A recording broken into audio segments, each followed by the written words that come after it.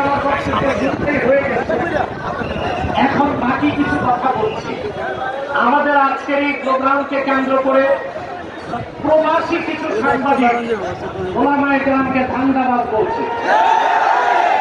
আমরা বলবো আমরা ধান্দাবাজ না, তোমরাই আন্দাবাজ। ধান্দা দেবার চেষ্টা করছো বাংলাদেশে।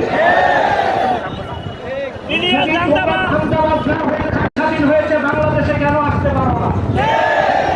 সৎ সাহস বুকের পাটা থাকলে ওলামায়ে কেরামকে মোকাবেলা করতে হলে বাংলাদেশের মাঠে এসে কথা বলো।